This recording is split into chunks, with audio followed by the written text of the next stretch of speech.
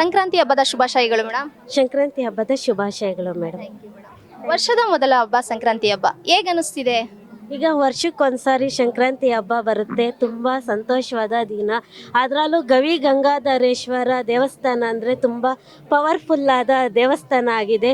ಇಲ್ಲಿ ಸೂರ್ಯ ತನ್ನ ಪಥವನ್ನು ಬದಲಾಯಿಸಬೇಕು ಅಂದರೆ ಮೊದಲು ಈ ದೇವರ ಮೇಲೆ ಬಿದ್ದೇ ಅದ ಸೂರ್ಯನ ಕಿರಣಗಳು ಈ ದೇವಸ್ಥಾನದ ಮೇಲೆ ಬಿದ್ದೇ ತನ್ನ ಪಥವನ್ನು ಬದಲಾಯಿಸುತ್ತೆ. ತುಂಬ ಪವರ್ಫುಲ್ಲಾದ ದೇವಸ್ಥಾನ ಆಗಿದೆ ಮೇಡಮ್. ತುಂಬ ಇದಾಗಿದೆ. ಮನೇಲೆಲ್ಲ ತಯಾರಿ ಹೇಗಿದೆ ಮೇಡಮ್ ಹಬ್ಬಕ್ಕೆ?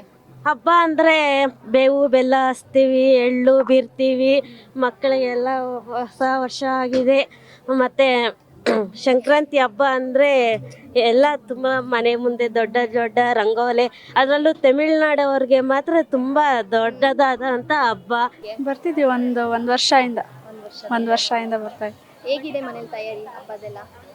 ಮಾಡ್ತಾ ಇದ್ದೇವ್ರಿ. ನಾವು ಜಾಸ್ತಿ ಮಾಡಲ್ಲ, ಈ ಕಡೆದವರಲ್ಲ, ನಾವು ಹುಬ್ಳಿ, ಹಂಗಾಗಿ ಹುಬ್ಳಿ ಕಡೆ ಯಾವ ರೀತಿ ಮಾಡ್ತೀರಾ ಹಬ್ಬನ? ನಮ್ಮ ಕಡೆ ಎಲ್ಲ ನಾವು ಹೊಲಕ್ಕೆ ಹೋಗಿ ಅಲ್ಲೇ ಹೊಲದಾಗೆಲ್ಲ ಕುತ್ಕೊಂಡು ಊಟ ಮಾಡಿ ಬರ್ತೀವಿ. ಅಲ್ಲೇ ಗಾಳಿಪಟ ಎಲ್ಲ ಹಾಡಿಸ್ಬಿಟ್ಟು ಸ್ವಲ್ಪ ತನಕ ಕುತ್ಕೊಂಡು ಅಲ್ಲೇ ಹೊಲದಾಗಿದ್ದಿದ್ವೆಲ್ಲ ತಿನ್ಕೊಂಡು ಬರ್ತೀವಿ.